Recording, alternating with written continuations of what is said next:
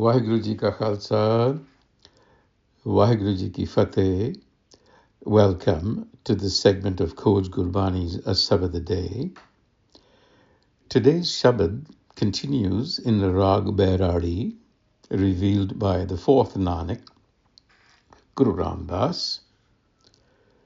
And the Sabad offers us a compact but profound description of what happens when a mind has already been brought into the orbit of the Sant Jana, the Sant people, the awakened mind. How that grace-filled relocation of the mind dissolves the disease of Haume. So the Sabad is a narration of a transformation that has taken place. So let's recite the Sabad first. Bairari Mahalla Chautha, Man mili Sant Jana jas gayo, Har har ratan ratan harani ko, Gure Satgur dan divayo, Rahao. Tis jan ko man tan sab devo, Jin har har naam sunayo. Tan maya sampay tis devo, Jin har meet milayo. Khin kinchit kripa kari jagadisar, Tab har har har jas ayo.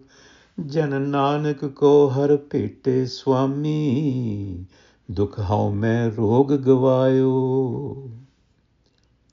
Man mili Sant Jana jas gayo. Again, like in the previous Shabad, mil here is not a prescriptive imperative. It is something that was done. Man mili Sant Jana jas gayo. The mind having joined with the Sant people. Who are the Sant people? Awakened minds, enlightened sources. So the mind joined with the Sant Jana. And what did they do? Jas gayo. Jas gayo literally means singing praise. But what is singing after all? Again, we are not talking about the physicality of singing. We are talking about what it does. It is an expression. So we meet with awakened minds so that they help us cultivate virtue, guna. Jas gayo is to cultivate those qualities that then become us. We express them. When we express our qualities, divine qualities, we are in fact jas gayo. And then har har ratana haraniko. This har is a jewel. It's precious. It's diamond. Niko, beautiful. Gur Satguru Dan Devayo. It was given as a gift from the Guru.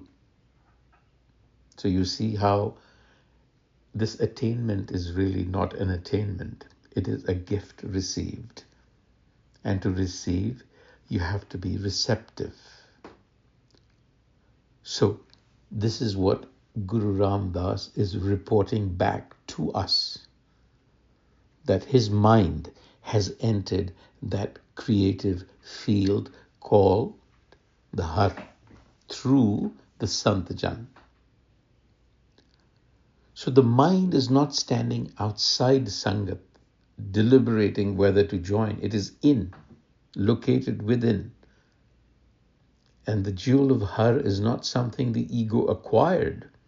It is very explicitly a dan, a gift, mediated through the Gur, the process that the Satgur gives us.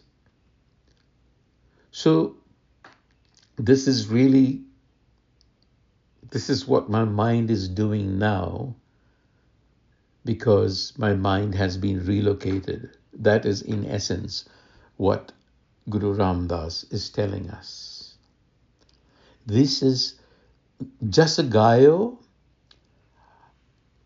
We are talking here about the formation of habits, embodied social patterns that will in turn shape our perception and action. Guru Ram Das is articulating sanctified habitus, sanctified, sacred. It becomes muscle memory. So the jewel is given the mind's present condition that Guru Ram Das is describing is not self-authored. So you see, self-authorship is dangerous because it's the ego. So the first stanza, Tis jan ko man tan sab devo, jin har har naam sunayo. This jan ko, to that servant I would give my mind and body, my everything, who has made me hear har har naam, meaning who has attuned me to that wisdom. And to that person, Tanamaya Sampe Tisadevo, I would offer my wealth, my riches, my everything, to the one who has brought me into realization of the Har as my guide and friend. Haramita Milayo. Again, the emphasis is retrospective. What has already been done? You see? So, when we look at this aligns with gratitude, the ethics of gratitude towards those who have enabled you to genuinely flourish. These are capabilities that are given, opportunities to live a fully human life, by which I mean a fully creative life, Sirjanatmak Jivan. And the Jan here is the Guru person.